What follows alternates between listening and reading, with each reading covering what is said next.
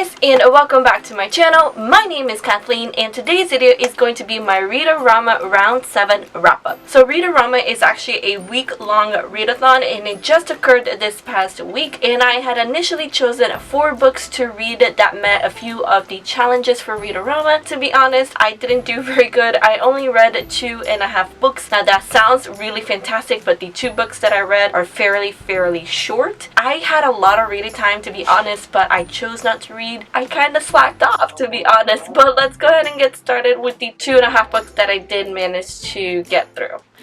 Alright, so the first book that I read is actually a book that met the challenge of read a graphic novel, and it is Saga Volume 1. As you can see, it's a fairly short one, so I read this in one sitting. It took me maybe 30 minutes to read this comic, and I loved it. It was really bizarre, I'm not gonna lie, but I love it. I love the message, some of the morals that this first volume introduced. I already have the second volume and I'm currently reading that, but I really enjoyed. This is a fairly hyped up graphic novel on BookTube. I've seen it everywhere. I've seen everybody talk about it, and I've been saying to you guys about how much I want to start reading more graphic novels, trying to incorporate them more in my reading. I picked up this book after Elizabeth finally convinced me to. She said it was really good. I asked her for a few graphic novel recommendations, so she told me that Saga is a very good one to start with, and so I picked it up. Alright, and so the next book that I read is also a bizarre one, and I honestly don't know how I feel about it still. It is a book that met the challenge of read a book that is 150 pages or less, and it is The Time Machine by H.G. Wells. This is a 148 page edition of the book. To be honest, I still don't quite understand the book. I get the moral of the story, the message.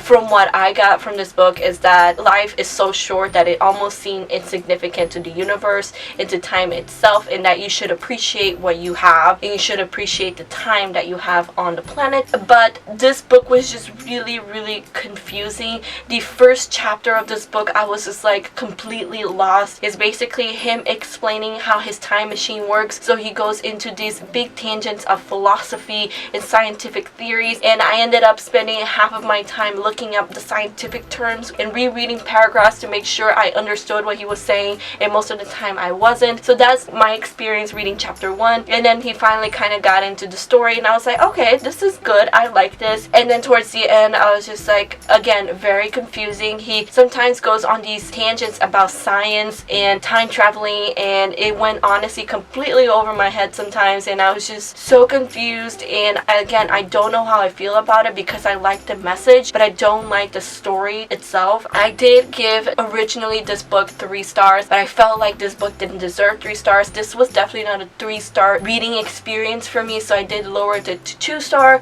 and I feel like that's adequate for me, how I felt when I was reading this book. If you guys have read this book and you guys would like to share me your thoughts and opinions on how you felt reading this book, let me know down in the comments below, because I honestly don't even know what I read.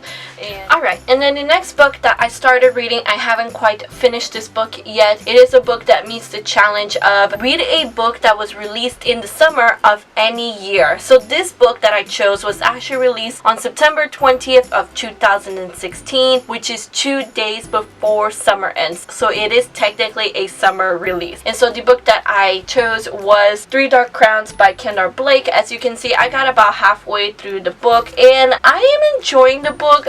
I would say like the first 150 pages, I just wasn't connecting with the story or the characters. We have 3 main characters, and then out of those 3 main characters, there's a million side characters, and I felt like there was just so much going on, so many people being introduced, that I was just kind of getting overwhelmed by the number of characters, that it just kind of hindered my reading experience. And also the 3 queens from this book, sometimes I felt like their voices, they're kind of the same in some of the scenes, so I had to rewind and ask myself, wait, who am I really reading about again? But again, I've only read about half of the book, so I'm expecting the other half of the book to kind of pick up. At least that's the reviews that I've read, that the first 150 pages are kind of blah, but that it gets better towards the end. So I'm kind of expecting that reading experience as I go into the second half of the book. So far, this is about a 3-star rating book for me, but once I finish the story, you guys will hear my final thoughts on this book on my June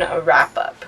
Alright guys, so those are the books that I managed to get through during Read-o-Rama week. I want to say that I failed, but then again I did get to 2.5 books, even if those 2 books were kinda small. Anyway, let me know down in the comments below if you participated in Read-o-Rama. How well did you do? I hope that you did better than me. Anyway guys, thank you all so much for watching. I really hope you enjoyed this video. Please give it a like if you did, and subscribe to my channel if you're not already. All of my social medias are linked down below, including Twitter, Instagram, and Goodreads if you'd like to follow me. I hope to see you guys in my next video. Have a good day guys, and keep reading.